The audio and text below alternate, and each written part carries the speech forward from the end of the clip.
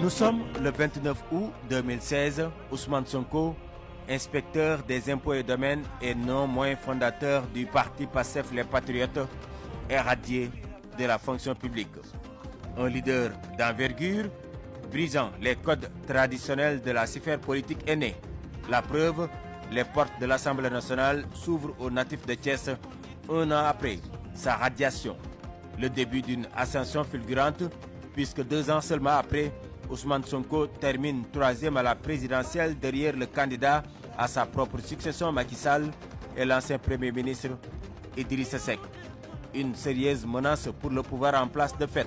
Et voilà que, curieusement, le député est cité dans une affaire de mœurs, accusé de viols multiples et menace de mort par une masseuse, Adji Sarr.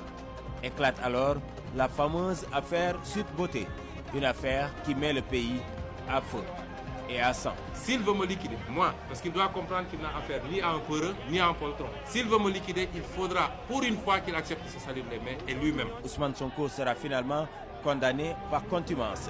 Et puis, ennui sur ennui, il sera condamné dans l'affaire Prodac, l'opposant au ministre Mamba Ignan, son parti politique dissous, sa candidature à la présidentielle de 2024 invalidée. Entre-temps, entre 2021 et 2023, 2 sanglants troubles traversent le pays, plus de 80 morts déclarés. Emprisonnés en même temps que des centaines de ces inconditionnels dont Bassirou Diomaye Diakhar Faye, il retrouve la liberté à la faveur d'une loi d'amnistie, ce qui lui a permis de battre campagne et de faire gagner l'actuel président Faye avec un score de 54,28%.